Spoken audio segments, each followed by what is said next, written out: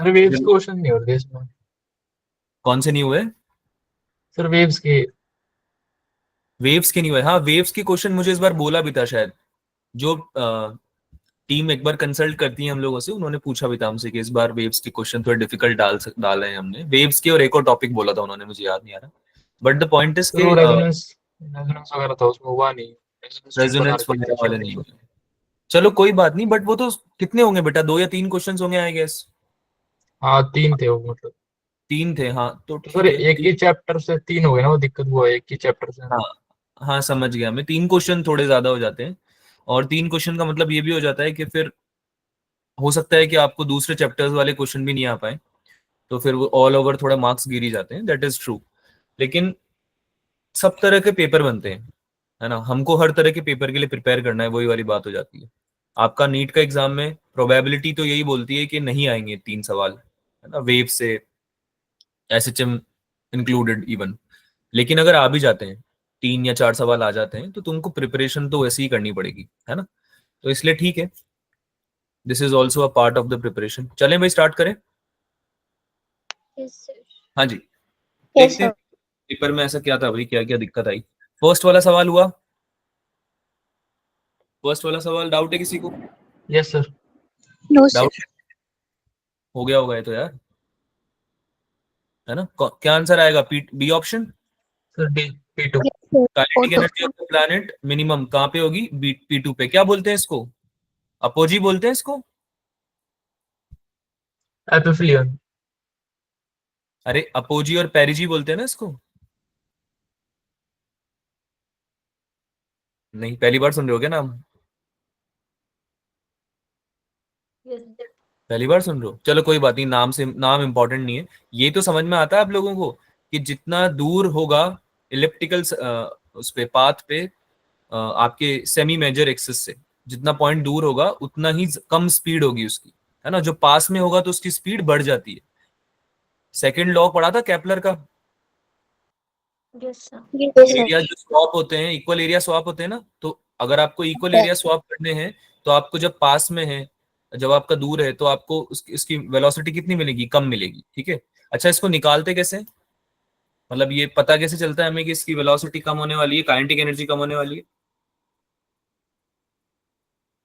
बस याद था सर आपको ये? RV हाँ कांस्टेंट होता है ना हमारा, R1 = R2V2।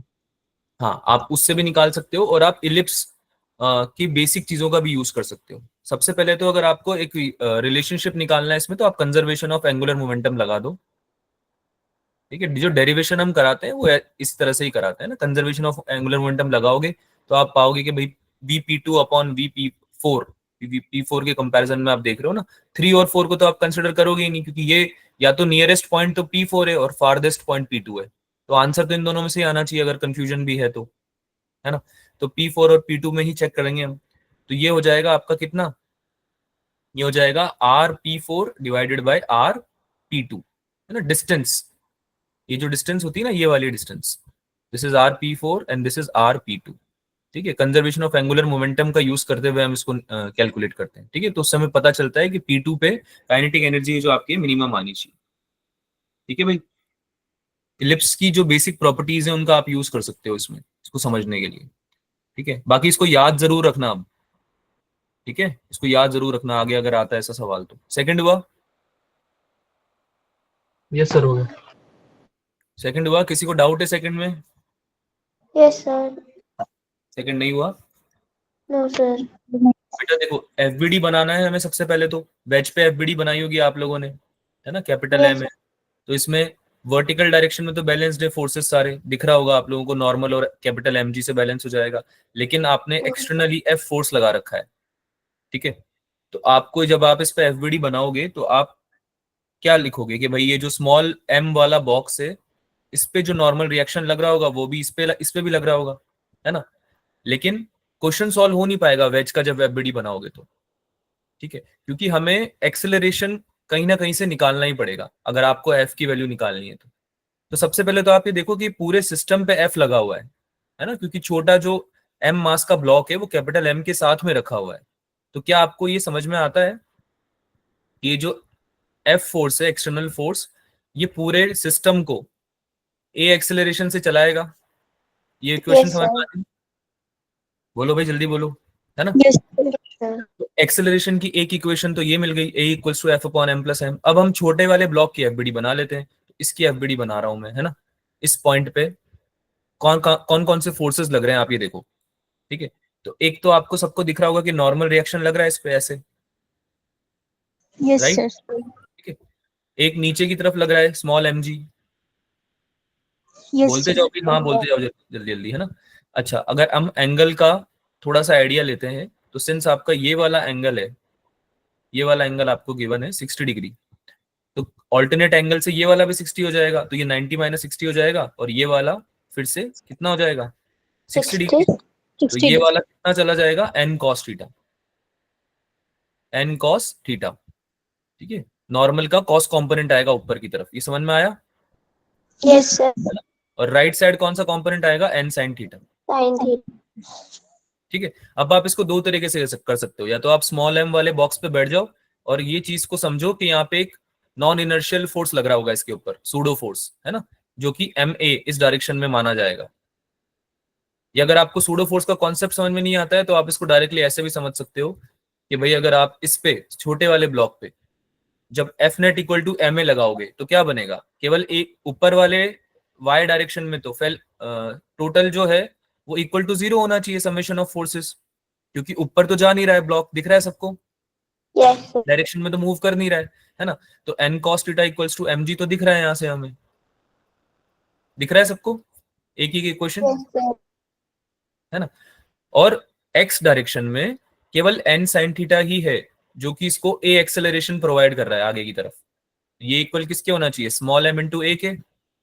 समझ में आ रहा है ये बात, Yes, sir. ठीक है।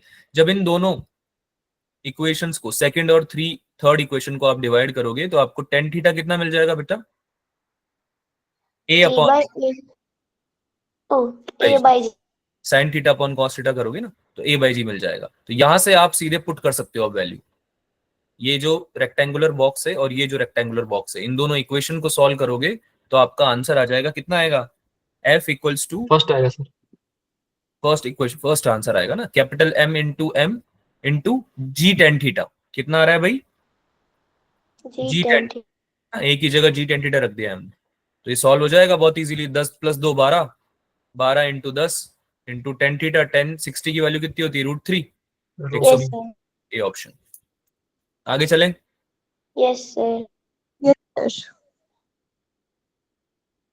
तो इस तरह से सॉल्व करना क्वेश्चन आगे भी आता है अगर, तो आपको एफबीडी बनाना ही पड़ेगा थोड़ा बेसिक आइडिया के लिए, है ना। थर्ड तो हो गया होगा यार, क्या आंसर है थर्ड का Sir, D option. फर्स्ट। बेटा, कोफिशिएंट ऑफ फ्रिक्शन कब से डिपेंड करने लग गया सरफेस एरिया पे या फिर कांटेक्ट एरिया ऑफ कांटेक्ट पे, ये तो केवल मटेरियल पे डिपेंड करता है ना, कैसा मटेरियल है सरफेस का, है Yes, sir. ना। कोफिशिएंट ऑफ फ्रिक्शन की बात हो रही है और किसी चीज की बात नहीं हो रही है यहाँ पे ना। ए option is the right answer. ऐसे क्वेश्चन गलत नहीं करने हैं बिल्कुल भी। ऐसे क्वेश्चन जो गलत होते हैं ना, इनको स्टार मार्क करके एक नोटबुक में लिखना चालू करो, तब जाके आने वाले टाइम में आपकी गलतियां कम होंगी। फोर्थ हुआ, फोर्थ में डाउट है किसी को, Yes, sir. फोर्थ में डाउट है। देखो, जब भी अब देखो, तुमने फ्लूइड जिसने नहीं पढ़ा है उसको थोड़ी दिक्कत आएगी समझने में, पर थोड़ा बेसिक आइडिया आप अगर आपको है तो आप कर सकते हो। सवाल को बोल क्या रहा है ये, कि एक स्फेरिकल बॉडी है, उसको तुमने एक विस्कस फ्लूइड में, विस्कस लिक्विड में इन्फिनिट एक्सटेंट तक ड्रॉप किया है। तो जब तुम किसी कंटेनर में कोई जो फ्लूइड रखा हुआ है उसमें किसी ऑब्जेक्ट को, लेट्स से ये ऑब्जेक्ट तुमने ड्रॉप किया है, इसको जब ड्रॉप करोगे तो उसके ऊपर कौन कौन से फोर्सेस लग रहे होंगे, नीचे की तरफ लग रहा होगा वेट इसका, है ना, Yes, sir. ऊपर की तरफ अपथ्रस्ट फोर्स लग रहा होगा या बायएंड फोर्स लग रहा होगा, एक ही बात है। Yes, sir. समझ में आता है, upthrust Yes. Force, yes sir. है ना। इसके अलावा अगर आपका विस्कस फ्लूइड है तो उसकी विस्कोसिटी भी होगी कुछ ना कुछ, तो ड्रैग फोर्स या विस्कस फोर्स भी लग रहा होगा जो कि अपोजिट डायरेक्शन में लगेगा, यानी ऊपर की तरफ लगेगा, वी। ये बात समझ में आती है, बोलो भाई। Yes, sir. विस्कस फोर्स भी लगेगा ऊपर की तरफ, है ना। अब विस्कस फोर्स के साथ क्या होता है कि जैसे जैसे वेलोसिटी चेंज होगी, नीचे जाएगा, अगर अगर नीचे जाएगा, वेट इसको नीचे लेके जा रहा है ना, तो जैसे Yes, जैसे sir. नीचे जाएगा इसकी वेलोसिटी चेंज होगी, चेंज क्या होगी, इंक्रीज होगी, है ना, नीचे जाएगा तो वेलोसिटी इंक्रीज होगी। अब वेलोसिटी इंक्रीज होती है तो विस्कस फोर्स, पढ़ना है इस विस्कस फोर्स को अगर आपको नहीं पता है इसके बारे में, तो ये भी क्या होता है, इंक्रीज होता है। ठीक है, कब तक इंक्रीज होगा ये, जब तक आपकी ये जो वेलोसिटी जो चेंज हो रही है ये टर्मिनल वेलोसिटी को अटेन ना कर ले। किसको अटेन कर ले बेटा, टर्मिनल वेलोसिटी। टर्मिनल वेलोसिटी को। तब तक आपका फोर्स जो है, नेट फोर्स, वो लगता रहेगा नीचे की डायरेक्शन में, है ना। एक पॉइंट आएगा जब टर्मिनल वेलोसिटी अचीव हो जाएगी, जब आपका एफ वी जो है वो बैलेंस आउट कर देगा वेट को, इसको बैलेंस आउट कर देगा, है ना, और उस टाइम पे एफ नेट जीरो हो जाएगा। और जब एफ नेट जीरो हो जाएगा, अभी इक्वेशन क्या बन रही है, weight minus buoyant force plus viscous force. ये समझ में आ रहा है सबको, ये नेट फोर्स है आपका, है ना, this is the equation of net force. तो एफ वी बढ़ रहा है, वेलोसिटी बढ़ने की वजह से वेट तो बढ़ेगा नहीं, वेट तो जो है वही रहेगा। तो एफ वी बढ़ता जाएगा, एक पॉइंट पे आके एफ नेट को जीरो कर देगा, बराबर कर देगा ना वेट के सब, तो एफ नेट को जीरो कर देगा। इस पॉइंट पे कांस्टेंट हो जाएगी velocity, v will be v not, terminal velocity attain करके कांस्टेंट वेलोसिटी हो जाएगी। और जब कांस्टेंट वेलोसिटी हो जाएगी तो हमें समझ में आना चाहिए कि सबसे पहले तुम्हारे ऊपर जो नेट फोर्स की पूछ रहा है ना, क्या हो रहा है इसके साथ में, तो पहले तो आपका फोर्स डिक्रीज हो रहा है। भाई कोई चीज 10 पे है और 0 पे आ रही है तो उसको डिक्रीज होना है तो बोलते हैं, यस सर। समझ में आ रहा है सबको। तो पहले तो डिक्रीज हुई फिर 0 हो गई, कांस्टेंट वेलोसिटी से नीचे जाने लगेगा वो जब तक कि बॉटम पे नहीं चला जाता। बताओ समझ में आया सबको सवाल, यस सर। किसी को डाउट है इसमें, नो किसने सर। पूछा था, मुस्कान ने। आप लोगों यस से हो गया, लक्ष्य प्रियांशु हो गया था सवाल ये, यस सर, यस सर। ठीक है। ये सब कॉन्सेप्ट्स आपको पता होने चाहिए, ठीक है, तुक्का नहीं मारना है चीजों का, ठीक है, ये सब चीजें आपको पता है तो ही सवाल को अटेम्प्ट करो, वरना सवाल छोड़ो अभी आने वाले, अभी जो टेस्ट चल रहे हैं उनमें, और उसका रीजन समझो और फिर अगली बार करना, ठीक है। और नीट में भी चांसेस बहुत ज्यादा होते हैं गलत कर दो तुम ऐसे सवाल, थ्योरेटिकल क्वेश्चंस। आगे चलते हैं, पांचवा हुआ, यस सर, हो गया। डाउट है इसमें किसी को फिफ्थ में, बेटा अगर किसी को डाउट है तो पूछ लो, नहीं है तो फिर मैं आगे चलता हूँ। सबसे हो गया ये, सर एक बार करा दो। बेटा आपको बस ये बोलना है डाउट है, अभी डिस्कशन का मतलब ही यही है ना, आपको बस ये पूछना है डाउट है। तो देखो, टॉर्क जब निकालते हैं तो आपको ये बात तो पता है सबको कि टॉर्क होता है आर क्रॉस एफ,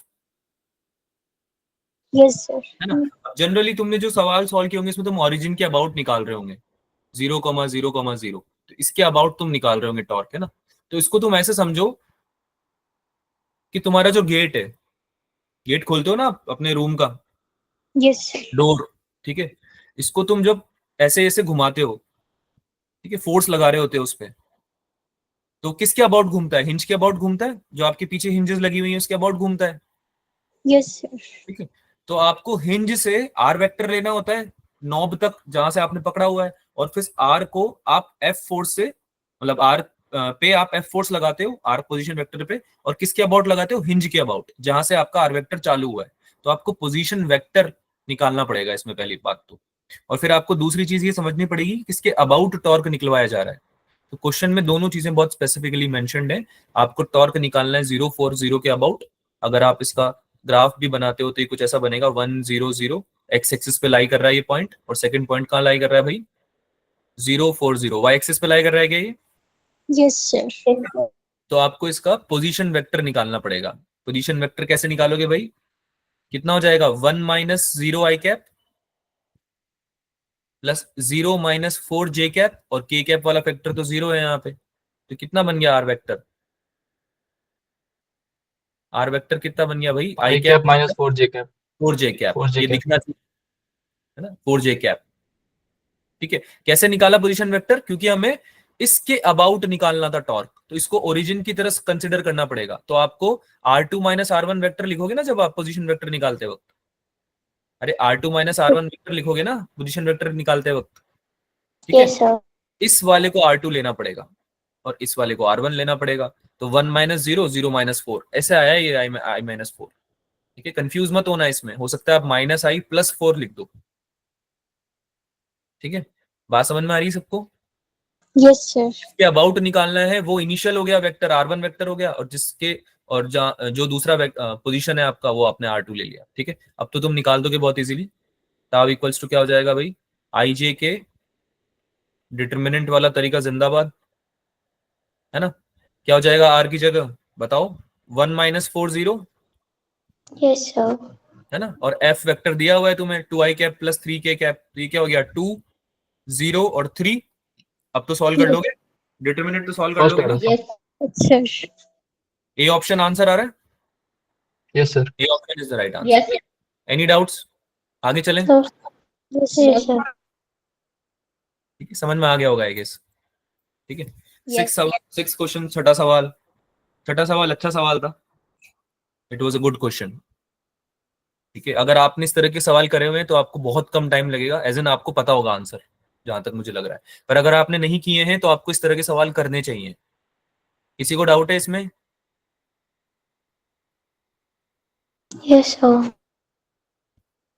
अच्छा, किस किस से हो गया ये सवाल, हाथ ऊपर करो। मुस्कान और प्रियांशु से, अपूर्वा से भी हो गया। बहुत बढ़िया, कैसे किया कौन बताएगा, एक्सप्लेन कौन कर पाएगा, वो हाथ ऊपर करो, अपना करो। प्रियांशु कैसे किया बताओ। Sir conservation of angular momentum लगा के। कंजर्वेशन ऑफ एंगुलर मोमेंटम लगा के, बहुत बढ़िया। ठीक है, तो अगर हमको ओमेगा 1 अगर equals to I1 omega 2, sir starting में जो उसने इसने हाथ फैला रखे हैं तो मोमेंट ऑफ इनर्शिया ज्यादा होगा।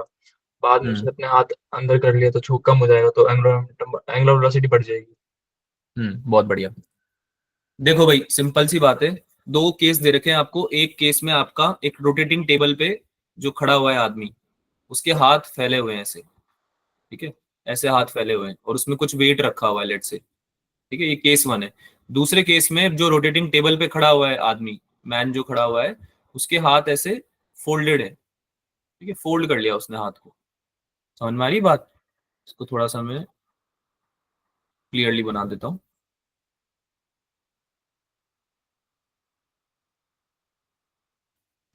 ऐसे फोल्ड कर लिए उसने हाथ अपने। ठीक है, तो अब आपको इसमें जो मेन समझने वाली बात है वो ये है कि सिंस यहाँ पे कोई एक्सटर्नल टॉर्क नहीं है, क्या नहीं है यहाँ पे, कोई एक्सटर्नल टॉर्क External. नहीं लगा। ठीक है, तो इस वजह से angular momentum should be conserved, है ना। क्या होता है टाउ क्या होता है, आई अल्फा होता है। Yes, sir. अरे आई अल्फा होता है ना। Also dl/dt should be yes sir. 0, dl/dt should be 0। अरे rate yes of sir. Change of Yes, angular sir. Momentum zero होना चाहिए ना, क्योंकि एक्सटर्नल Yes. टॉर्क प्रेजेंट नहीं है ना। तो इसका मतलब कि एंगुलर मोमेंटम जो है वो कंजर्व्ड है ना। कांस्टेंट बोल सकते हो या कंजर्व्ड बोल सकते हो। तो इसका मतलब क्या, एंगुलर मोमेंटम क्या होता है, आई ओमेगा। Yes, sir. तो आई ओमेगा इक्वल्स टू कांस्टेंट है, या फिर I1 omega 1 equals to I2 omega 2 के बराबर है। क्योंकि कोई एक्सटर्नल टॉर्क नहीं लग रहा है, सवाल में बताया हुआ है ऐसा, है ना। कुछ नहीं बोला उसने ऐसा कि एक्सटर्नल टॉर्क लग रहा है, रोटेटिंग डिस्क पे खड़ा हुआ है बस वो एक, है ना, रोटेटिंग टेबल पे, टर्निंग टेबल पे। तो इस केस में I1 और I2 को अगर आप ऑब्जर्व करोगे तो I होता क्या है, डिस्टेंस के डायरेक्टली प्रोपोर्शनल होता है। पांच Yes. Square sir. Axis of rotation के, एक्सिस ऑफ रोटेशन से जो डिस्टेंस आप ले रहे हो आर, उसके स्क्वायर के डायरेक्टली प्रोपोर्शनल होता है। Yes, बोलो sir. हाँ या ना बोलो, है ना। तो आप देख सकते हो कि इस केस में ज्यादा डिस्टेंस है, आर की वैल्यू बड़ी है ना। और जब इसने हाथ छोटे कर लिए तो आर की वैल्यू छोटी हो गई है। बोलो हाँ या ना बोलो जल्दी। Yes, sir. Yes, तो sir. मोमेंट ऑफ इनर्शिया किसका ज्यादा होगा, I1 will be greater than I2, Yes, I1 sir. I2 से यस बड़ा सर। होगा, है ना। Yes, sir. अब since I1 omega 1 should be equal to I2 omega 2, तो अगर I1 I2 से बड़ा है तो ओमेगा 2 को बड़ा होना पड़ेगा ओमेगा 1 से। अगर I1 बड़ा है I2 से तो ओमेगा 2 को बड़ा होना पड़ेगा कंपनसेट करने के लिए। समझ में आई ये बात? Yes, sir. That's why the answer is D option. Angular velocity increases. Second case में ओमेगा 2 में angular velocity बढ़ गई है ना। एंगुलर मोमेंटम इंक्रीज नहीं हुआ, कंजर्व्ड है वो। तो ये गलत हो गया। लीनियर मोमेंटम कंजर्व नहीं हो सकता क्योंकि एंगुलर मोमेंटम कंजर्व्ड है। टाइम पीरियड इंक्रीजेस, ये भी बात गलत हो जाएगी। ठीक है, तो D option is the right answer. समझ में आया? आगे चलें। Yes, sir. डाउट है क्या इसमें किसी को और? अरे बोलो भाई जल्दी बोलो, समझ में तो आ गया ना। किसी को कुछ पूछना है? कमाल है यार। 7वां सवाल। सर ये क्वेश्चन नहीं हुआ। कौन सा? 7th। 7 नहीं हुआ बेटा, इसमें आपको लीस्ट काउंट निकालना पड़ेगा ना। डायमीटर निकालने के लिए आपको दोनों रीडिंग कंसिडर करनी पड़ेगी, मेन स्केल रीडिंग भी और सर्कुलर रीडिंग भी। डायमीटर क्या हो जाएगा आपका, जो पूछ रहा है सवाल कि डायमीटर बताओ वायर का, वो क्या हो जाएगा? Main scale reading plus circular scale reading, है ना। एक तो मेन स्केल पे है और एक सर्कुलर स्केल पे है, दोनों की रीडिंग को आपको ऐड करना पड़ेगा, तब जाके आपको डायमीटर टोटल मिलेगा। अब मेन स्केल रीडिंग तो 0 दे रखी है इसने, यस सर। ठीक है। देखो ना यहाँ पे दिया हुआ है बेटा, main scale reading should be, मतलब दिया हुआ है इज 0। तो सर्कुलर स्केल रीडिंग लेनी है, लेकिन बस इसमें ध्यान जो रखने वाली बात है वो ये है कि आपको लीस्ट काउंट को भी कंसिडर करना पड़ेगा। लीस्ट काउंट क्या दे रखा है सवाल में, देखो 1 mm on main scale corresponds to 100 division on the circular scale. तो लीस्ट काउंट क्या हो जाएगा, बताओ भाई, कौन बताएगा? Sir 1 mm 0.0। upon 100। 1 mm upon 100 हो जाएगा। Yes least sir. काउंट निकालने का तरीका भी यही होता है। अगर 1 मिलीमीटर मेन स्केल सर। पे 100 डिवीजन के बराबर है सर्कुलर स्केल के, तो 1 mm upon 100 should be your least count, जो कि आपको मल्टीप्लाई करना है रीडिंग्स की वैल्यू के साथ में, है ना। जो भी रीडिंग्स आई हैं उससे मल्टीप्लाई करना है, तब जाके आपको आंसर मिलेगा। तो ये कितना आ रहा है एलसी? 0.01, यस है ना। इसको मल्टीप्लाई 0.01 कर दो mm। सर्कुलर स्केल की रीडिंग से, 52 इंटू 0.01, ठीक है। अब ये 52 इंटू 0.01 मिलीमीटर था, तो ये 0.52 मिलीमीटर आएगा। क्या आएगा ये? Yes 0.52 millimetre, 52 millimetre, not 52, 52 millimetre. But यहाँ पे सेंटीमीटर में है, तो आपको दिखना चाहिए कि डी ऑप्शन ही एक ऑप्शन है जो मैच कर रहा है। Any doubts? No sir. आया समझ में सबको? ठीक है, yes this sir. Do the question ऐसे स्क्रू गॉजेस के। हाँ बताओ, आ गया सर। आगे आगे चले। अगला सवाल, 8वां सवाल। सर इसका आंसर बी ऑप्शन। क्या आंसर आ रहा है भाई? Sir third. 8वें का 3 टाइम्स द वर्क डन, हाँ थर्ड ऑप्शन। अरे वर्क एनर्जी थ्योरम लगाओ ना यार। पहले वाले का निकालो, half M 2v² minus v²। ये देखो क्या बोल रहा है, action for friction from speed v2 v से 2v ले जाना है आपको। तो क्या आ जाएगा ये, हाफ इंटू, बोलो भाई, एम, मास ले लो कुछ एम, है ना। Yes sir. 2v का होल स्क्वायर माइनस v का होल स्क्वायर। Yes sir. यही तो होता है net work done equals to change in kinetic energy, है ना। तो कितना हो जाएगा ये, half M 3v²। Yes sir. Second वाले केस में जब जो भी इसने ऑप्शंस दे रखे हैं वो किसके बराबर होना चाहिए पूछ रहा है आपसे, तो W2 की वैल्यू ये हो जाएगी हाफ एम v² माइनस 0²। 0 से v जा रहा है ना सारे केसेस में ये, यस सर। ठीक है? तो हाफ एम v² माइनस 0², ये आ रहा है half M 3v², half M 3v² और हाफ एम v²। तो W2 किसके बराबर है, 3 टाइम्स W1 के, दिखाए सबको। Yes sir. W2 क्या है, 3 टाइम्स W1 है, तो ये सी 3 टाइम्स यानी सी ऑप्शन। नाइन्थ सवाल, 9th क्वेश्चन तो हो गया होगा। u² sin² theta upon 2g, yes sir. Third option आ रहा है सबका। Third option. Yes sir. Ratio निकालना है आपको, √2 बाय √3 आंसर आ जाएगा। इसमें तो डाउट नहीं होना चाहिए यार, ये फॉर्मूले में वैल्यूज पुट करनी है बस, है ना। 10वां सवाल, 10वां हुआ। No sir. Mechanical energy conserve नहीं करी। अरे initial kinetic plus initial potential should be equal to K2 plus P2, है ना। कोई नॉन कंजर्वेटिव फोर्सेस है नहीं, work done by non conservative forces 0 है, तो मैकेनिकल एनर्जी कंजर्व करो ना यार। कितना हो जाएगा ये, half mv² should be equal to half kx²। सही बात है। Yes sir. तो यहाँ से निकल जाएगा, सब डी। चीजें तो दी यस हुई सर। है हमें। डी आ जाएगा। एम की दी है, के की वैल्यू 50 दी है, एम की वैल्यू 0.5 दी है। क्या दिक्कत हो गई?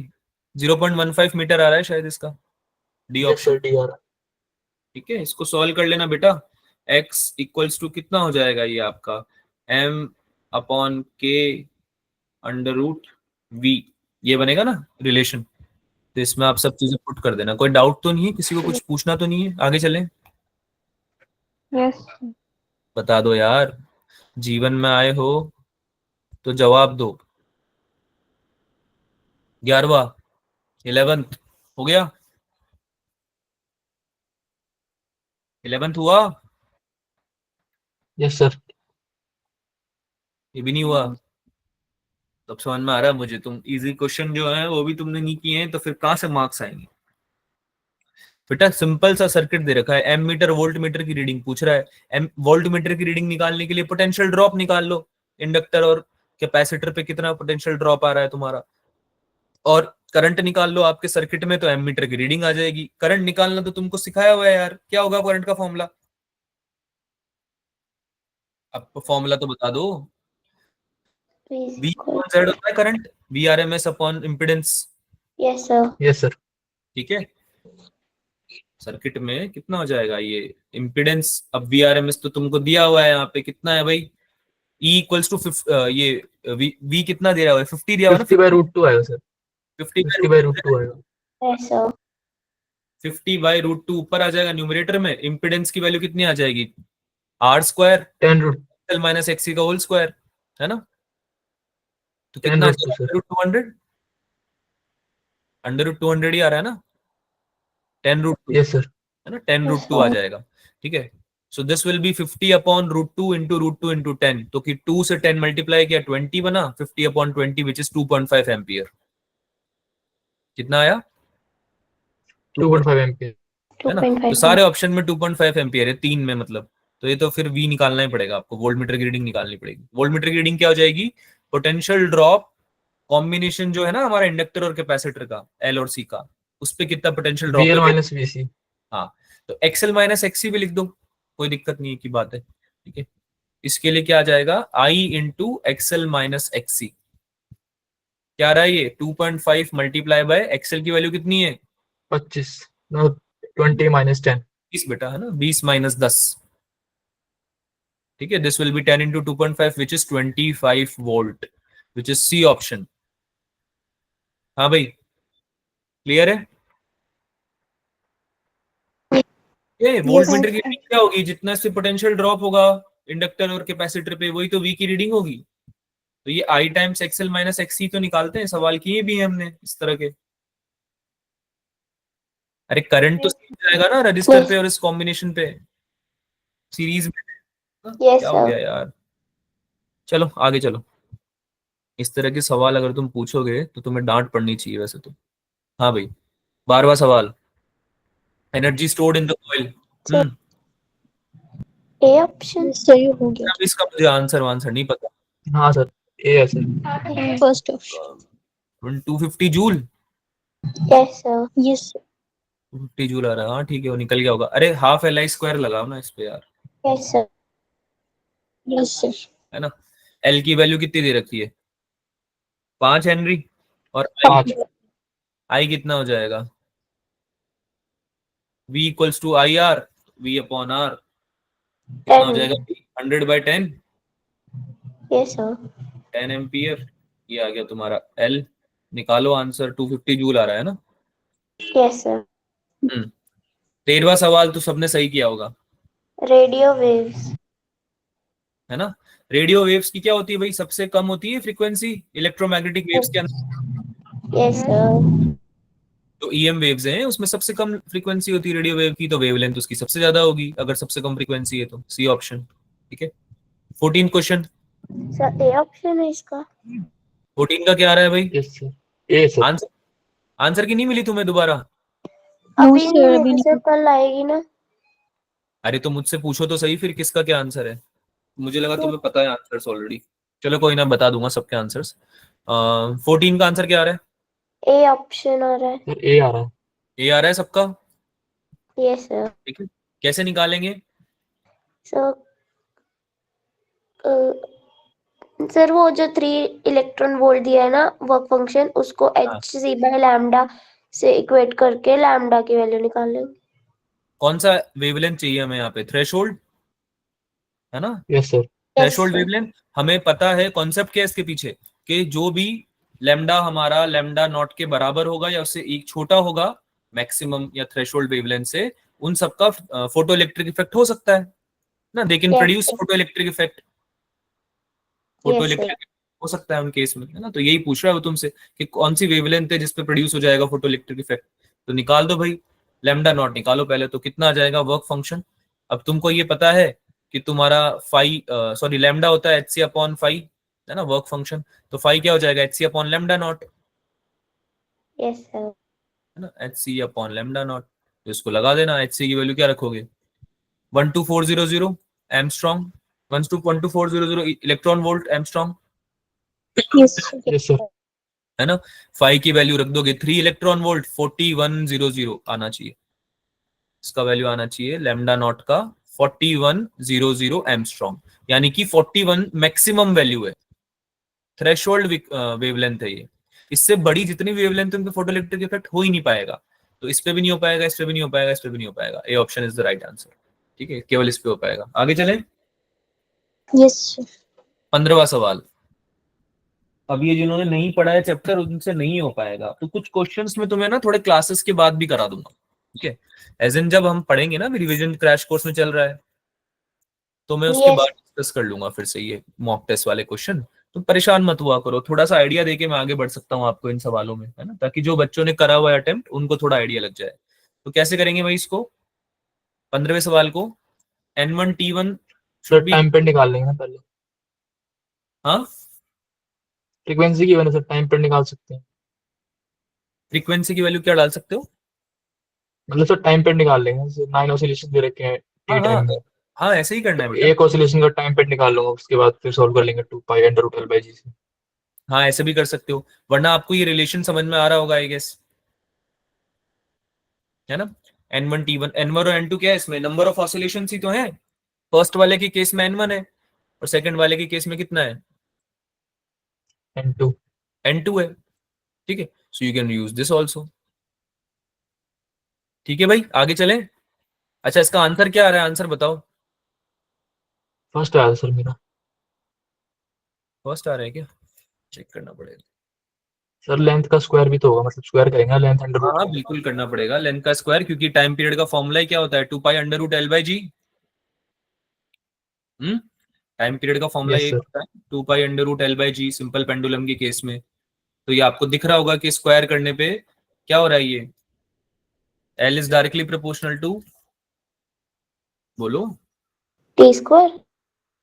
अरे किसके टी प्रोपोर्शनल स्क्वायर। होता है ये, टी स्क्वायर के, यस सर।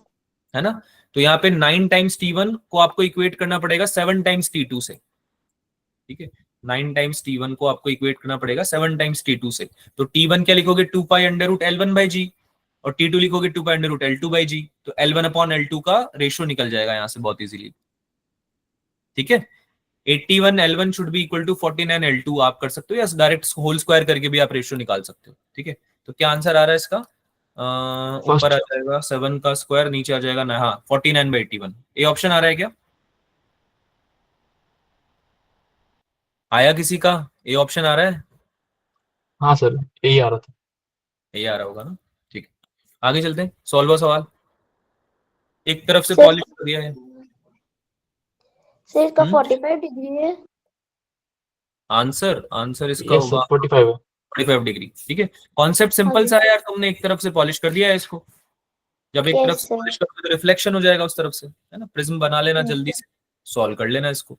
ऊपर की तरफ प्रिज्म एंगल है 30 डिग्री, यहाँ पे तुमने इंसिडेंट करी जो लाइट वो जा रही है ऐसे मान लो, तो यहाँ पे 90 डिग्री पे रिफ्लेक्ट कर जाएगी बैक, ठीक है। तो यहाँ पे जो तुम्हारा R1 आएगा उसकी वैल्यू निकाल लेना, तो तुम्हें I मिल जाएगा। R1 plus R2 should be equal to prism angle, और यस R2 सर। 0 है क्योंकि रिफ्लेक्ट बैक कर जा रही है अगर लाइट, तो नॉर्मल की लाइट। पैरेलल ही है, तो 0 हो गया ना R2, ठीक है। तो R1 की वैल्यू कितनी आ गई, 30 डिग्री, हाँ राइट। Yes sir. अब इसमें स्नेल्स लॉ लगा दो, N1 into sine I should be equal to N2 into sine R, है ना। इस वाले सरफेस पे लगा दो, इस वाले सरफेस पे स्नेल्स लॉ लगा दो, ठीक है। तो एयर में 1 होता है और इसका रिफ्रेक्टिव इंडेक्स प्रिज्म का √2 दे रखा है, तो आंसर आ जाएगा, कितना आएगा, 45 डिग्री। आगे चले। Yes, sir. Yes, sir. 17वां सवाल। सर इसका D है। ये तो यार मैंने फॉर्मूले डिस्कस किए थे वेव ऑप्टिक्स पढ़ाते वक्त। Yes, sir. क्या होती है magnifying power? Minus MI. F O upon F E, Yes, sir. है ना, 1 प्लस D by FE by D. F E by D. ऐसा कब होता है? जब हमारा least distance of distinct vision पे रखा हुआ हो, है ना, इमेज बन रहा हो, ठीक है, तब Yes, हमारा sir. ये फॉर्मूला बनता है मैग्नीफाइंग पावर का। अब इसी फॉर्मूले में अगर हम देखें कि हमें इन्फिनिटी पे इमेज चाहिए, तो ये डी की जगह इन्फिनिटी से रिप्लेस करोगे तो ये पूरा फैक्टर 0 बन जाएगा। 1/इन्फिनिटी 0 होता है ना। Yes. Yes, sir. आना बोलो भाई। तो सेकंड केस में m कितना आ जाएगा? Minus F naught by FE. F not by F E. Clear है सबको? Yes, sir. वैल्यूज निकालनी है अब तो बस आपको। 18वां हुआ। Yes, sir. इसका यार D option. 18वां हो गया। डाउट डिस्कस तो नहीं करना है किसी को? No, No, sir. ठीक है, जर्मेनियम के साथ आर्सेनिक रखेंगे तो वो बन जाएगा एन टाइप, है ना। जर्मेनियम के साथ आर्सेनिक डोप कर रहे हो तो एन टाइप बन जाएगा, एक्स बन जाएगा एन टाइप और वाई बन जाएगा T पी टाइप। type. और सिंस आपका पॉजिटिव टर्मिनल कनेक्टेड है एन टाइप से, तो ये Reverse. फॉर्म रिवर्स बायस में हुआ ना। Yes, sir. ये ऑप्शन राइट आंसर है। 19वां हुआ। No, sir. 19वां हुआ। हो गया सर। आंसर बता दो सर क्या है। आंसर क्या आ रहा है? तुम्हारा क्या आ रहा है? सर फर्स्ट आया था मेरा। सही है, first is the right answer. देखो सिंपल सा है यार, ये दो इनपुट्स हैं ए और बी, तो तुमको फॉर्मूले बनाने पड़ेंगे हर गेट पे। जैसे कि फर्स्ट गेट है एंड गेट है ना, ये फर्स्ट और सेकंड। Yes. तो इसका फॉर्मूला क्या बन जाएगा? A dot B. Yes, sir. और इसका क्या बन जाएगा? वैसे तो ए डॉट बी बनेगा इसका भी, लेकिन यहाँ पे ध्यान से देखो, ए से जो आ रही है तुम्हारा इनपुट आ रहा है वो नॉट गेट से निकल रहा है Yes, sir. सेकंड वाले के लिए। तो ये क्या बन जाएगा? ए बार डॉट बी। ये समझ डॉट में आया? बी। Yes, sir. और ये फाइनल जब एंड गेट बनेगा तो इस पे क्या बनेगा? Total formula A dot B A dot B dot A bar dot B. A bar dot B. ये फाइनल फॉर्मूला बनेगा। वाई पे जो आउटपुट निकलेगा ना तुम्हारा, उसको Yes, वाई लिख sir. दे। हाँ भाई, फॉर्मूले में डाउट है किसी को तो पूछ लो। No, sir. आगे समझ। ठीक है, अब तो वैल्यूज रख दो यार। अगर तुम ध्यान से समझो तो इसमें तुम कुछ भी वैल्यू डालो तुम्हारा आउटपुट 0 ही आने वाला है ना। 0 0 डाल के देख लो, इसमें 0 डालोगे इसमें 0 डालोगे तो ये 0.0 तो 0 बन ही जाएगा। इसका इंटरसेक्शन लोगे 0 का बार यानी 1.0 से, तो टोटल आंसर 0 आने वाला है। सब में 1 डाल के देख लो, इसमें 1.1 डाला ये तो 1 बन गया, लेकिन इसका इंटरसेक्शन जब ए बार से लोगे, ए बार यानी 1 का उल्टा यानी 0 इंटू 1, तो ये तुम्हारा 0 बन रहा है, तो ये इसको भी 0 बना देगा, यानी कि सबको 0 बनाएगा। ये आपका आउटपुट सबको 0 बनाएगा। तो ऐसा ये वाला ऑप्शन है। Yes, sir. That's why A option is the right answer. आगे चलें। Yes, sir. कोई डाउट है पूछ लो।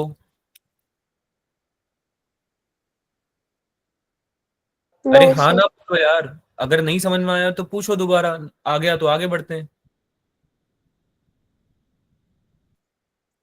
आ गया सर। आ गया ना,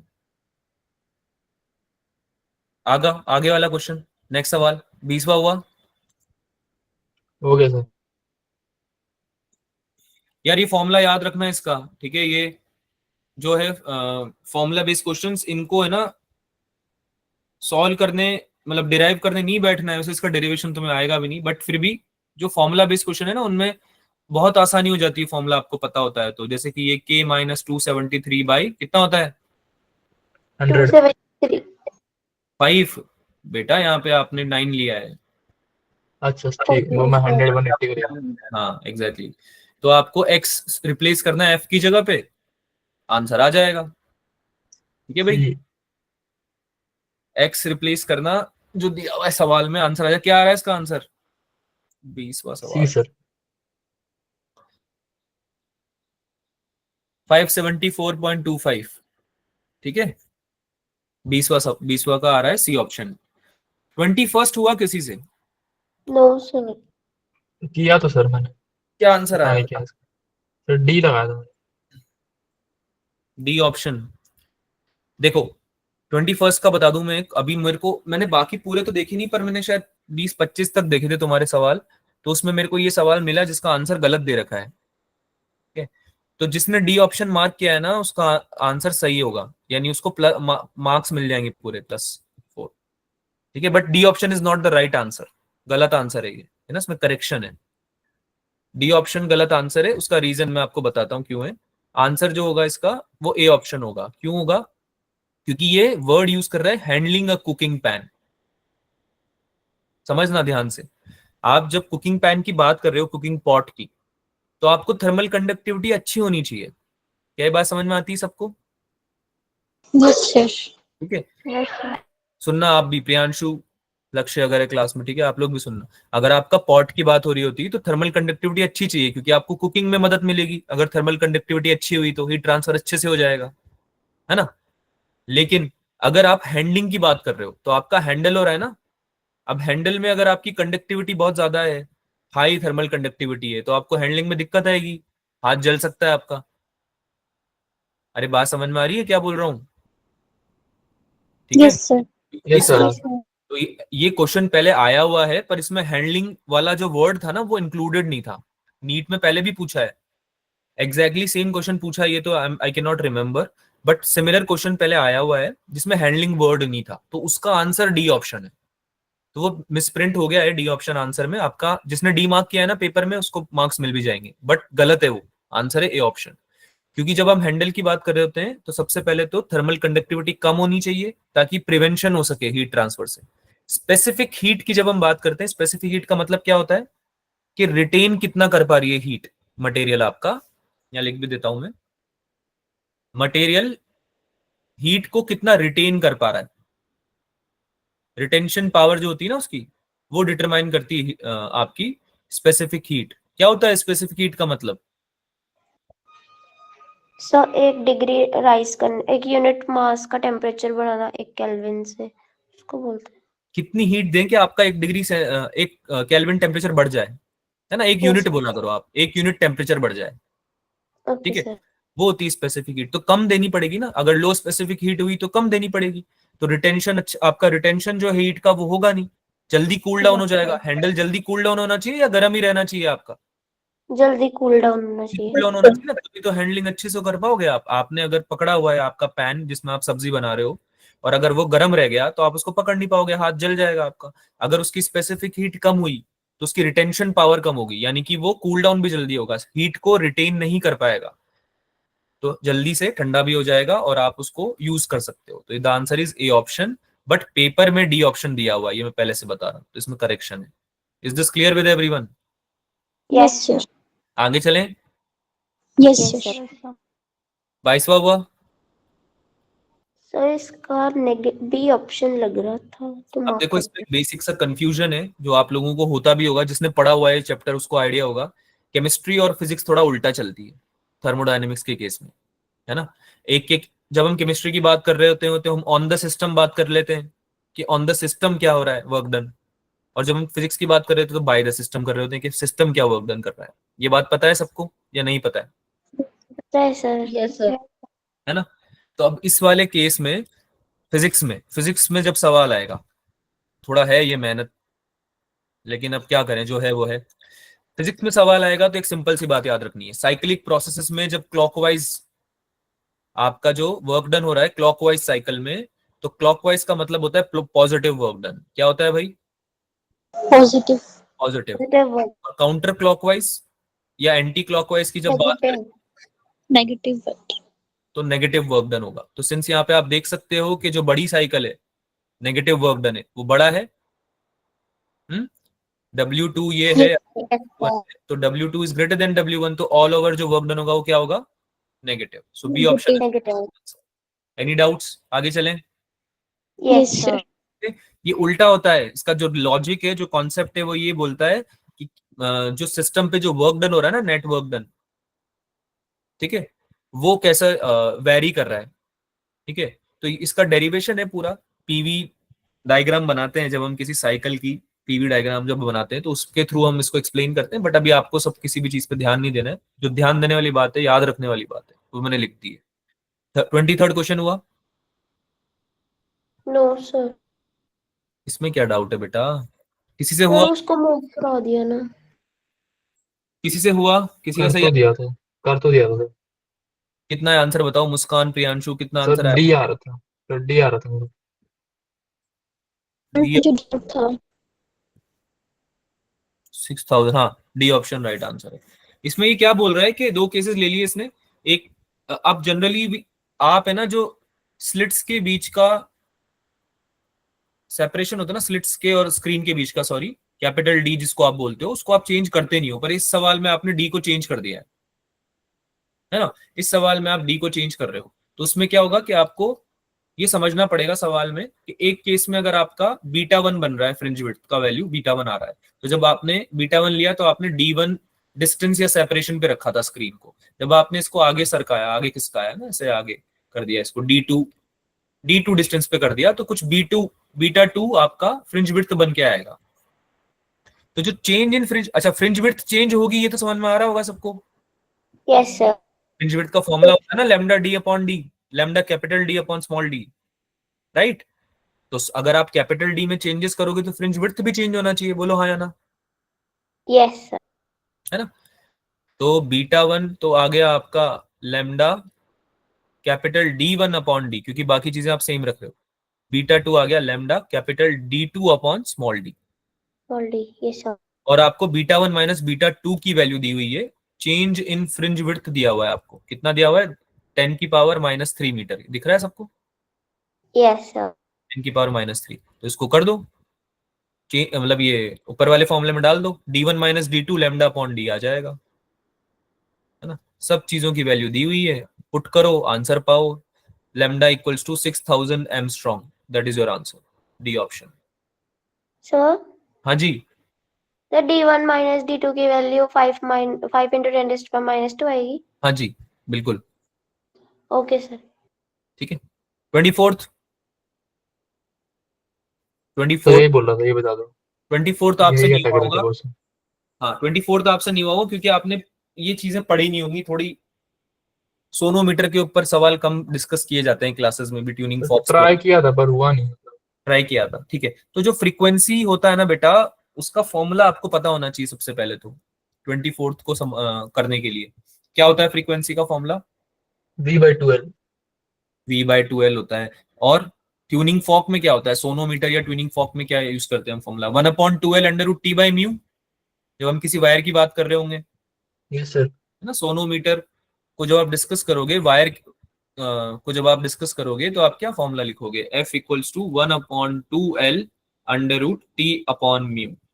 ठीक है, इसमें L क्या होता है? Length of wire, length. है ना? Length of wire.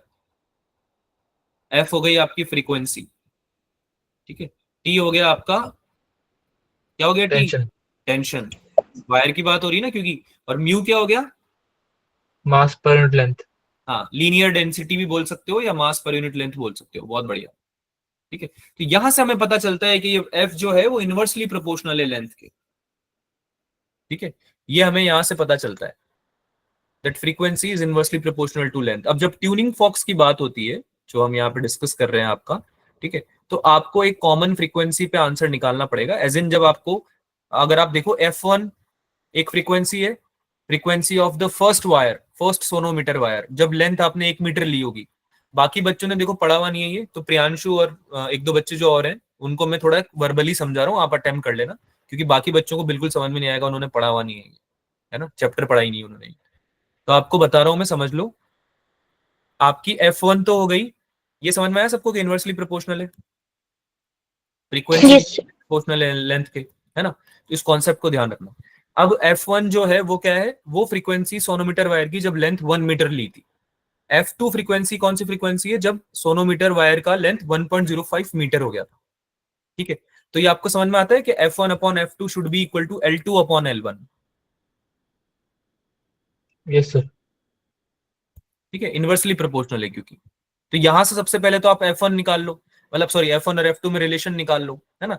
F1 should be equal to 1.05 F2, ये आपका इक्वेशन बना, ठीक है, जिसको आप यूज कर सकते हो कैसे, जो आपकी बीट पर सेकंड दी हुई है, यहाँ पे क्वेश्चन में दिया हुआ ना, tuning fork of sonometer gives 5 beat per second. तो ये चीज ये इंप्लाई करता है कि फर्स्ट फ्रीक्वेंसी जो है ना F1, उसका जब आप रिलेशन निकालोगे, एक कॉमन फ्रीक्वेंसी जो दोनों की बात जो आपसे पूछी जा रही है सवाल में, ठीक है, ट्यूनिंग फॉक की जो फ्रीक्वेंसी पूछी जा रही है ना, आप उसको कुछ भी बोल दो, F बोल दो, उसके साथ जब रिलेशन निकालोगे तो क्या निकल के आएगा, F1 इक्वल्स टू, कहाँ लिखूं यार, जगह तो बची नहीं है, यहाँ पे लिख रहा हूं मैं, समझ जाओगे ना, यहाँ पे मैं डाल भी देता हूँ नंबर, 24th बोल देता हूँ उसको, ठीक है, यहाँ लिख रहा हूँ, F1 निकल के आएगी F+5 और F2 निकल के आएगी F-5, ठीक है, जो आपकी 5 बीट्स पर सेकंड दे रखी है ना, ये डिफरेंस दे रखा है, ठीक है, उसको ऐसे एक्सप्रेस करेंगे। अब ये जो रिलेशन है F1 इक्वल्स टू F+5 और F2 इक्वल्स टू F-5, इसको आप यूज करके फर्स्ट वाले रिलेशन के साथ में जो हमने निकाला ना F1 इक्वल्स टू 1.05 F2, उसके साथ में आप यूज करके F की वैल्यू निकाल सर सकते। हाँ जी, ये जो बीट्स गिवन है वो में फंडामेंटल फ्रीक्वेंसी कब दिया है ट्यूनिंग फॉर्क को? आपकी आवाज नहीं आ रही बेटा, जोर से बोलो। जो में बीट्स फ्रीक्वेंसी दे रखी है ये मतलब एक तो सोनोमीटर वायर की लेंथ से हो गई और दूसरी हाँ हमारे ट्यूनिंग फॉर्क के साथ में।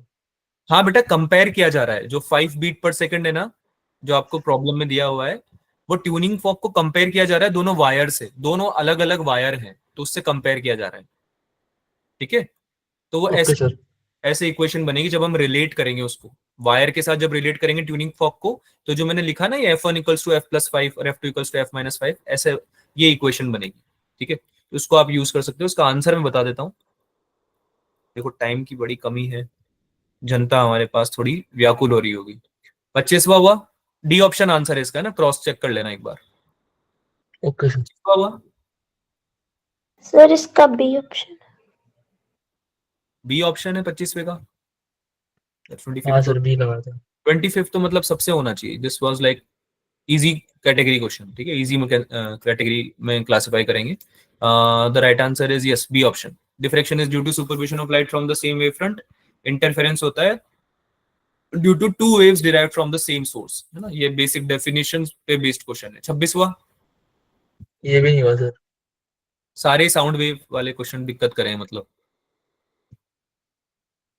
चलो कोई बात नहीं, वेव्स वाले क्वेश्चन थोड़े पढ़ते भी हैं डिफिकल्ट, इट्स ओके, बट मैं इसको है ना ज्यादा डिटेल में डिस्कस नहीं कर पाऊंगा प्रियांशु, मैं आपको आइडिया दे देता हूँ। जब दो कॉन्जिक्यूटिव रेजोनेंट लेंथ्स की बात हो रही थी ना, तो हम जो फॉर्मूला यूज करते हैं वेवलेंथ निकालने के लिए, वो आपको अगर पता है तो आप निकाल लोगे इस सवाल को। क्या होता है फॉर्मूला, कुछ आइडिया है? V/4L। नहीं नहीं बेटा, लेंथ के रिस्पेक्ट में, जो रेजोनेंट लेंथ्स है ना उनके रिस्पेक्ट में, ठीक है, इसका डेरिवेशन आप देख लेना या मुझे पिंग कर देना, share you the derivation of this formula, but this is what you need to use in the question, ठीक है।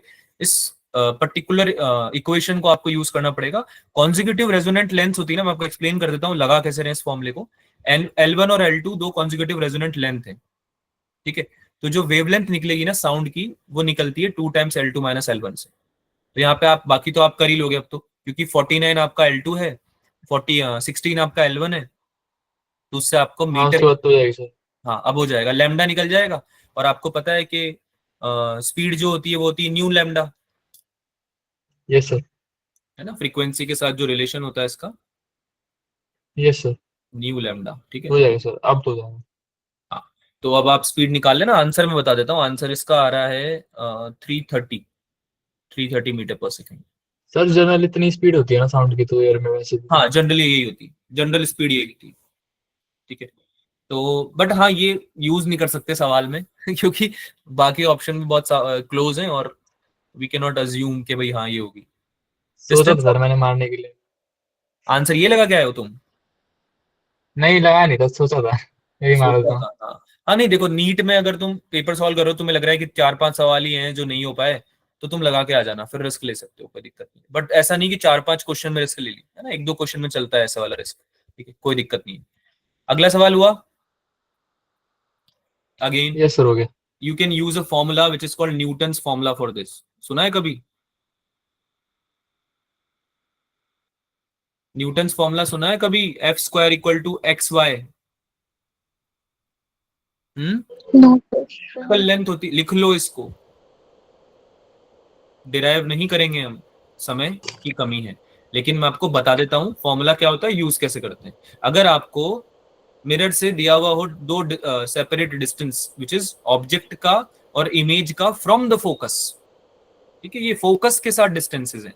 एक्स क्या है बेटा? Distance of object, distance of object from focus, और वाई क्या है? Distance of image from focus. Newton's formula बोलते हैं इसको। अगर आपको ये दो लेंथ दी हुई हो सवाल में, तो डायरेक्ट ये फॉर्मूला यूज करके आप फोकल लेंथ फाइंड कर सकते हो। Derivation again we do not have the time, but if you want you can ask me, you can ping me, मैं आपको शेयर कर दूंगा कि कैसे हुआ है डेरिवेशन, ठीक है। बट इसको लिख लो जरूर, एक कॉपी में नोट कर लो, ठीक है। फोकल लेंथ निकालने का तरीका होता है ये। तो एफ आ जाएगा under root X Y. Yes sir. क्या आंसर आ जाएगा? 16 इंटू 9 12, यस सर। 144 है ना। काफी इजी सवाल था, लेकिन फॉर्मूला याद होना चाहिए तब। इसको नोट कर लेना, जो जो चीजें ऐसी होती है ना जल्दी हमें बता देती है, जैसे ये रेजोनेंट लेंथ दी हुई होती है तो डायरेक्ट वेवलेंथ निकालने का तरीका, अगर हमें डिस्टेंसेस दी हुई है फोकस से तो डायरेक्ट फोकल लेंथ निकालने का तरीका, ये सबको लिख लिया करो। 28वां हुआ? हो गया सर। 28वां हो गया होगा। जितनी हीट गेन है उतनी हीट लॉस है ना। अगर आपको इक्विलिब्रियम पे चेक करना है, एम एस डेल्टा टी, बोलो भाई, M S one delta T yes equals to M two S two delta T. Yes sir. इसको लगाना, S1 upon S2 specific heats में आपको रेशियो मिल जाएगा 9/4, आपका आंसर है 9:4। Surface of a metal is illuminated with light 400 Newton, ये हुआ। 29वां हुआ? हो गया सर। हो गया था। इजी सवाल है ये भी, है ना। Yes sir.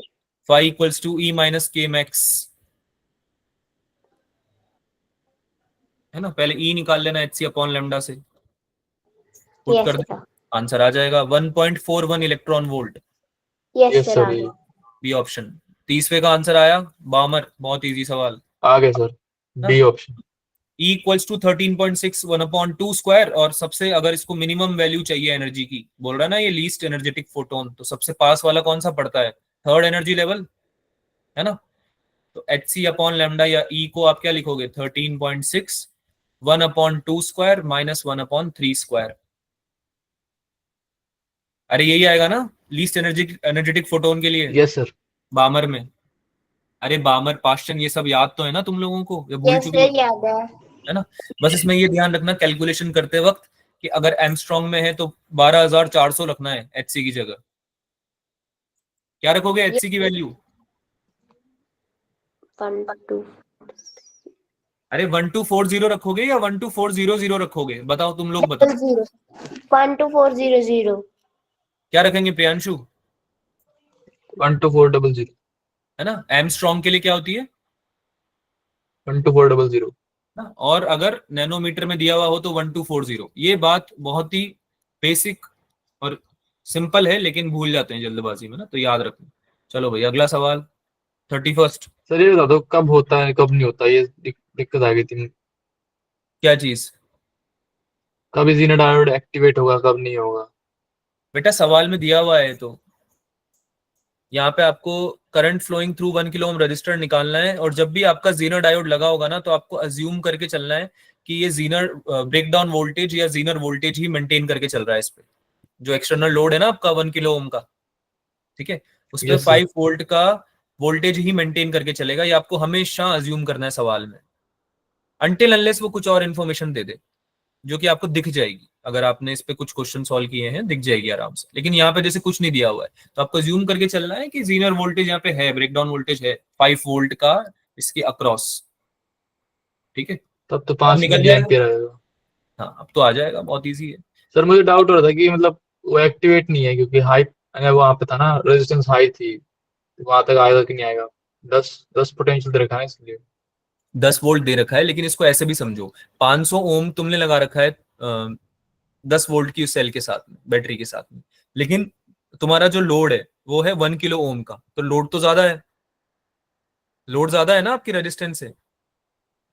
यस मेरे सर। बात समझ में आ रही है? जिस पे जीनर लगा रखा है हाँ तुमने, सर। उसकी वैल्यू ज्यादा है, तो उसकी वैल्यू ज्यादा होती है ना, तो वोल्टेज का रेगुलेशन जरूरी हो जाता है।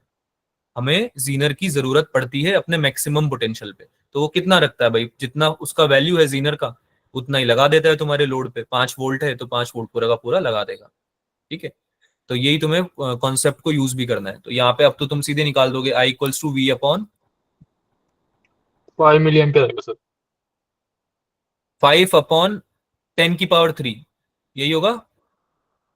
करंट यस निकाल सर। लो, है ना। 5 वोल्ट तो इस पे आ गया है, ये जीनर जो लगा रहा है 1 किलो ओम पे, है ना, डिवाइडेड बाय कितना आएगा बच्चों, 10 one raised to into ten power की power three yes sir Yes. R की वैल्यू 1 किलो ओम है ना, तो 1 × 10⁻³ तो बनेगा ये ओम में, है ना। कितना Yes. आंसर आ रहा है? 5 5 milli milliamp. Ampere. 5 milli ampere. बहुत इजी सवाल, करके जरूर आना है, ऐसा नहीं छोड़ के आ गए हो, ये ऐसे सवाल है ना, अच्छा नहीं होता है सब छोड़ के आना। हाँ जी, अगला सवाल 32वां हो गया है तो। हो गया सर। किसी को डाउट है इसमें? बोलिए Yes बोलिए sir. जल्दी बोलिए। 32वां सवाल नहीं हो गया होगा, क्योंकि ग्रेविटेशनल फोर्स डिपेंड नहीं करता है मीडियम पे, है ना। जिन पे करता है उनको काउंट कर लो। मास को आधा कर दिया है, m/2 3m/2 ये सब काउंट कर लो। दिख रहा है सबको? m/2 और 3m/2, अरे gm1m2/r² होता है ना formula, yes Yes sir sir.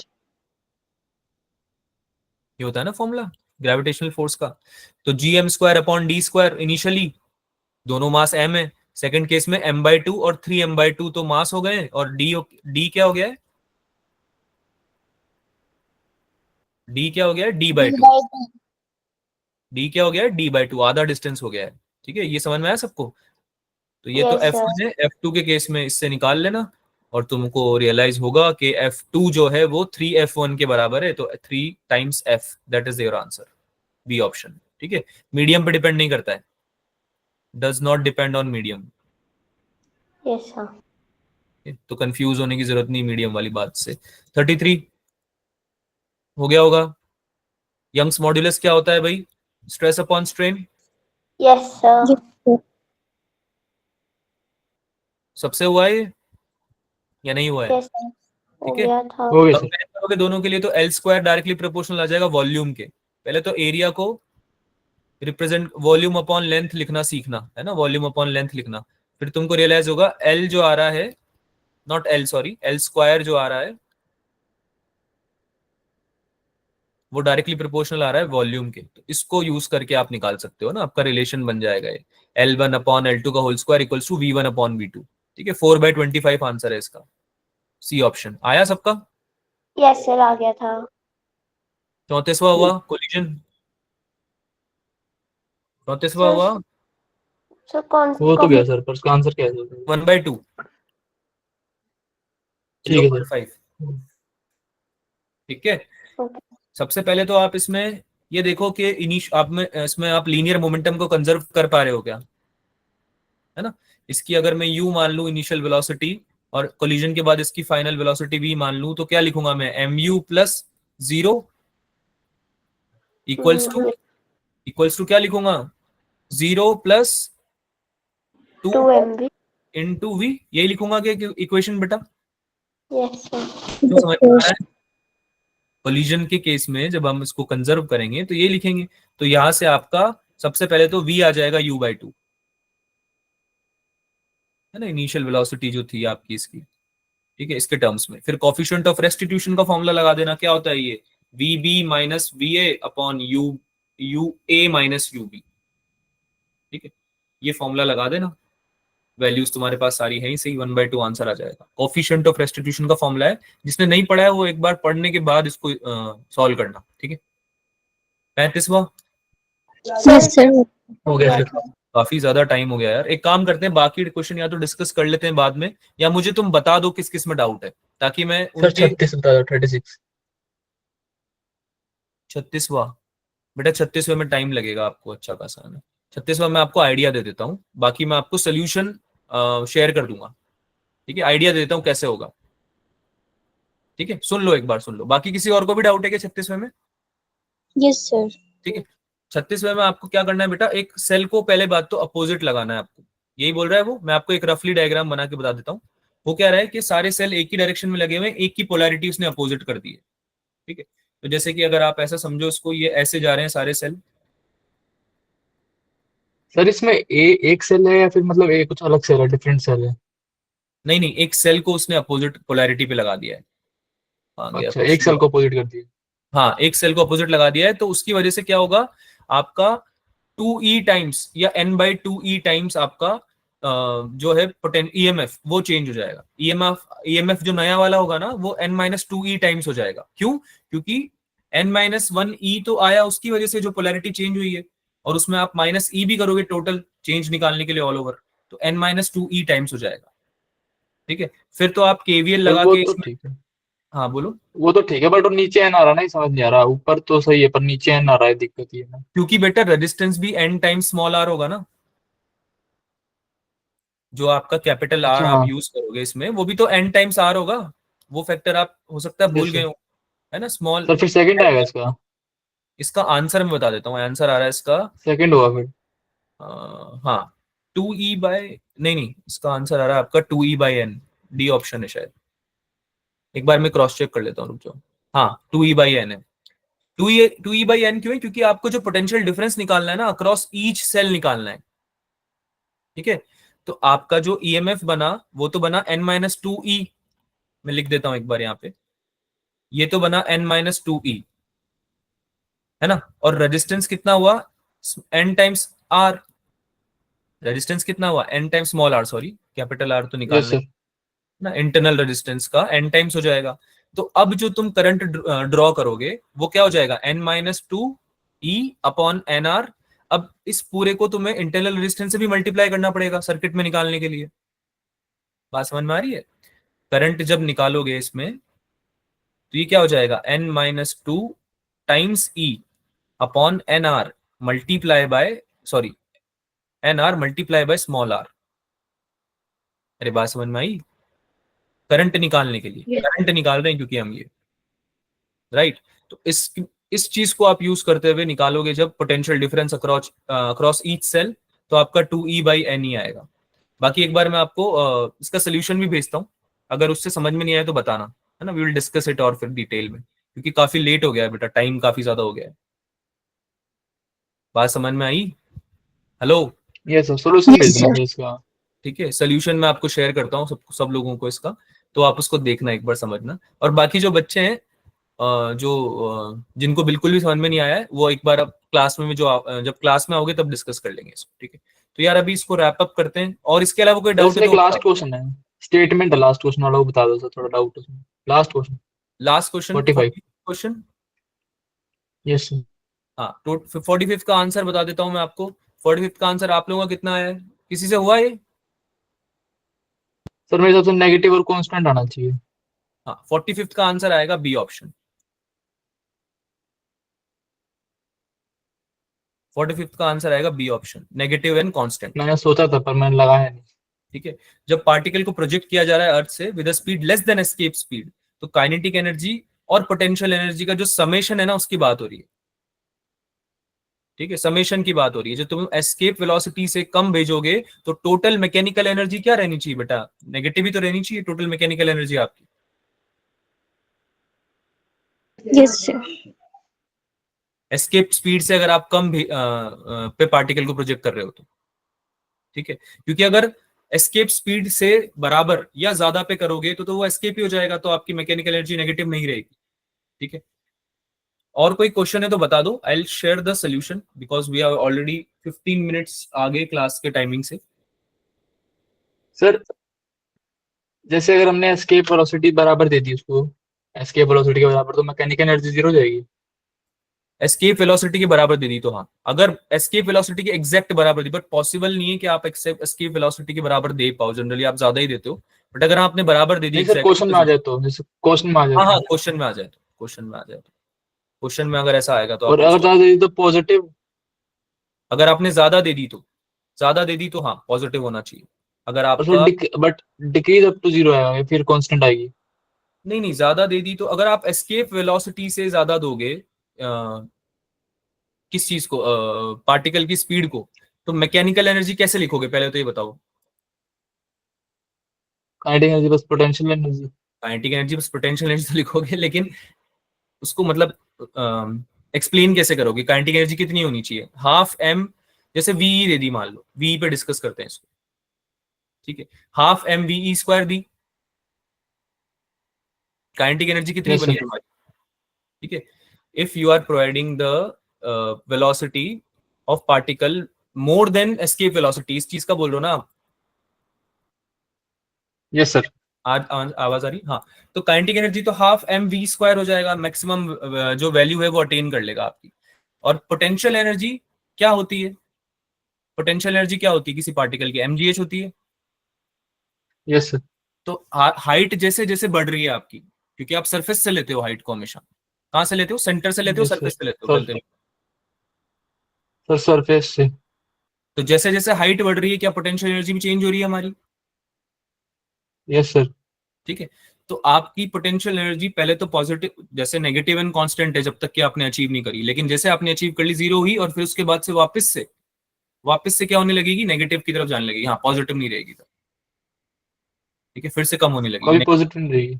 हाँ, क्योंकि समेशन पूछ रहा है, ये पूरी मैकेनिकल एनर्जी पूछ रहा है, ठीक है। Okay sir. बाकी बाकी इसको डिस्कस करते हैं। This is a good question, like this can come, definitely this could come in NEET, ठीक है। तो सर इसको हम ओवरऑल पेपर कैसा था सर ये, आपने ओवरऑल पढ़ा हो तो? पेपर, अगर आप डिफिकल्टी लेवल वाइज बात कर रहे हो तो मीडियम से डिफिकल्ट था ये। इस इतने सारे क्वेश्चंस डिफिकल्ट साइड पे नीट नहीं रखता है, इतने सारे क्वेश्चन नहीं रखता है। कम से कम 8 से 10 क्वेश्चन है इसमें जो कि मॉडरेट से डिफिकल्ट है, जो कि नीट जनरली नहीं रखता है। तो it's a very good paper if you want to practise. अगर आप इस पेपर में 140 के ऊपर लेके आ रहे हो, 150 के ऊपर लेके आ रहे हो, तो मतलब आप नीट में अच्छा स्कोर कर पाओगे फिजिक्स में, तो ठीक है। And you should sir practice. थोड़ा ये पूछना था कि हाँ जी बोलो। रिवीजन कैसे करूं सर, इस टाइम पे समझ नहीं आ रहा। रिविजन एज इन पूरा सारे फिजिक्स। चैप्टर। हाँ, मतलब स्टार्ट तो कर दिया मैंने, 5-6 तो मेरे हो भी गए। तो सबसे कैसे पहले करूं समझ नहीं आ रहा। सबसे पहले आप लोग मेक श्योर करो कि आपके बेसिक कॉन्सेप्ट्स और फॉर्मूले सारे कंप्लीटेड हैं। कंप्लीटेड यानी आपने एक बार पढ़े हुए हैं, सारे याद है नहीं सर। है ना। अब अगर आपको फॉर्मूले याद हैं और आपने सारे पढ़े हुए हैं, तो आप फिर ये चेक करो कि आपके last pre Y Qs at least 2 बार हो रखे हैं क्या। ये सबसे प्री रिक्वेस्ट है ये, ठीक है। प्रीवियस ईयर हाँ क्वेश्चन सर। होने चाहिए एटलीस्ट 2 बार, और बिना देखे होने चाहिए सोल्यूशन। ऐसा नहीं सोल्यूशन देख के किए हुए हो, है ना, बिना सोल्यूशन देखे हुए हो। अगर ये दोनों चीजें आपकी कंप्लीट है, तो फिर उसके बाद आपको इन दोनों चीजों को दोबारा नहीं करना है। उसके बाद आपको क्या करना है, आपका जो भी रिवीजन के लिए आपने बनाया हुआ है ना, माइंड मैप बनाया हुआ है, या फिर आपने कहीं यस पे सर। शॉर्ट लिखे हुए हैं, उसको बस डेली रिवाइज करते जाओ। एक टाइम निकाल लो कि इतना टाइम मुझे देना है इसको रिवीजन में, और उसको डेली करो। और जब भी आप मॉक टेस्ट देने जाते हो, तो आप उसको अच्छे से रिवाइज करके जाओ। पेपर देने के बाद पेपर को दोबारा सॉल्व करो। रेपिटेशन जो है ना, वही तुम्हें फायदा देगा बेटा इस बार, मतलब अब इस टाइम सर पे। जो मैं ये कह रहा हूँ, जैसे कि टेस्ट की हम्म, मेरी फ्रीक्वेंसी वीक में है कि 3 के आसपास है, तो कितनी है। इंक्रीज करूँ या 3? 3 तो देता ही हूँ मैं, 4 भी दे नहीं, देता हूँ, मन मर्जी का। ठीक है यार, 3 ठीक है। 3 से ज्यादा करोगे तो फिर बायोलॉजी और केमिस्ट्री सफर कर जाएंगे ना। नहीं सर, वो रिवाइज मेरा सारा है अभी। अभी इस टाइम पे मेरा सारा रिवाइज है, मैं दूसरी तीसरा बार रिवाइज कर रहा हूँ दोबारा से। नहीं, अगर 3 बार रिवाइज कर लिया है तो चौथी बार नहीं करना है, ये बोल रहा हूँ। फिर सवाल सॉल्व करना है, जितने सवाल हो सकते हैं सॉल्व करने हैं, जहां जब भी टाइम मिले सवाल सॉल्व करो, ठीक है। सबसे पहली प्रायोरिटी पीवाई क्यू, सब लोगों के लिए ही है, केवल प्रियांशु को नहीं बता रहा हूं मैं। सबसे पहली प्रायोरिटी है पीवाई क्यूज। अगर आपके पीवाई क्यूज बहुत अच्छे से क्लियर हैं, कवर्ड हैं पिछले 5 से 10 साल के, तो फिर आपको सेकंड चीज करनी, मॉक टेस्ट। जितने भी मॉक टेस्ट दिए हैं अभी तक, ठीक है, उन सबको एक बार रिवाइज कर लो। उसमें वो सवाल रिवाइज करो जो तुमसे नहीं हुए थे, जो तुमसे हो गए थे उनको रिवाइज नहीं करना है, उनमें टाइम वेस्ट मत करो।